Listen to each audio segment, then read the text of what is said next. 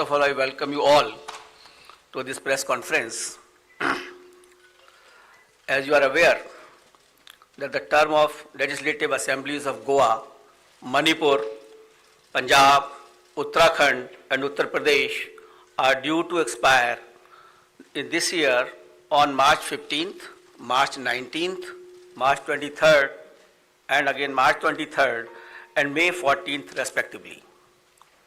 A total of 690 assembly constituencies will go poll this time.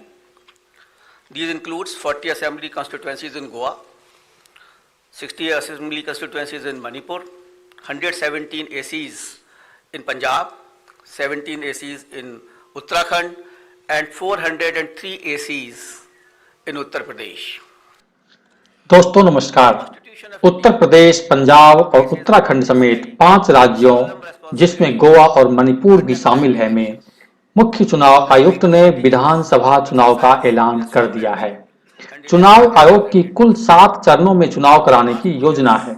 Uttar Pradesh की बात करें तो यहां पहले दौर का मतदान 10 फरवरी को होने जा रहा है। दूसरा चरण 14 फरवरी, तीसरा चरण 20 फरवरी, चौथा चरण 23 फरवरी, पांचवा चरण 27 फरवरी, छठवां चरण 3 मार्च और सातवां व अंतिम चरण 7 मार्च को होगा। पंजाब, उत्तराखंड और गोवा में 14 फरवरी को एक ही चरण में मतदान होगा। वहीं मणिपुर में 2 चरणों में 27 फरवरी को पहले और 3 मार्च को अंतिम दौर का मतदान होगा।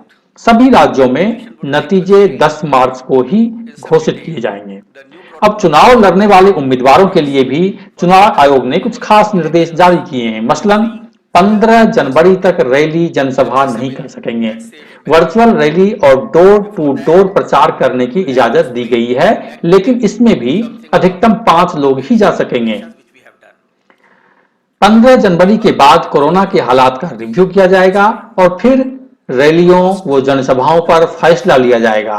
अगर रैलियों की इजाजत दी गई तो भी इसमें कोविड प्रोटोकॉल का सख्ती से पालन किया जाएगा। हर रैली से पहले उम्मीदवारों से कोरोना प्रोटोकॉल का पालन सुनिश्चित करने का शपथ पत्र भी लिया जाएगा। कोविड नियमों का उल्लंघन करने वाले उम्मीदवारों के खिलाफ महामारी एक्ट, एनडीएमए और आईपीसी की धाराओं के तहत कार्रवाई की जाएगी। राजनीतिक दलों को उम्मीदवारों और प्रत्याशियों को खुद भी अपना आपराधिक रिकॉर्ड बताना होगा।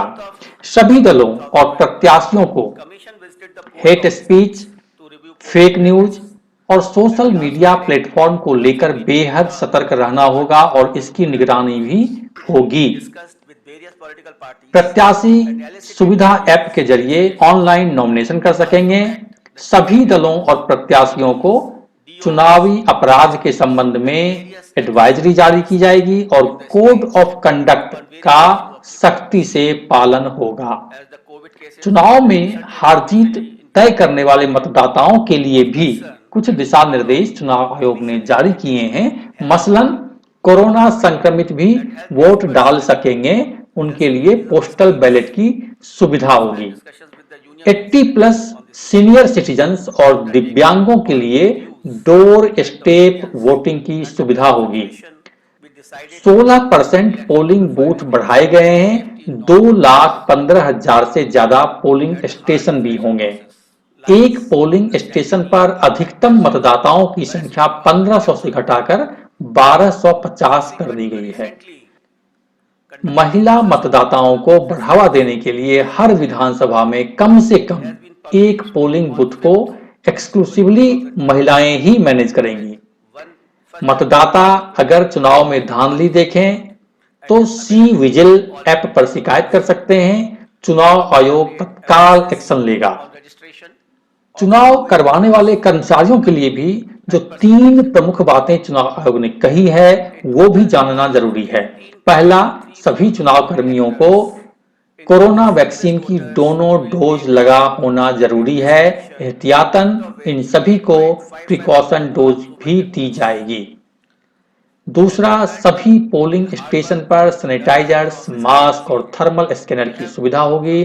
और तीसरा, कोरोना के मद्देनजर पोलिंग अफसर और बूथ दोनों को सुरक्षित रखा गया है, पर सावधानी बरतनी होगी। to say that it has been increased in all सत्ता the विमर्श ब्यूरो की रिपोर्ट। and as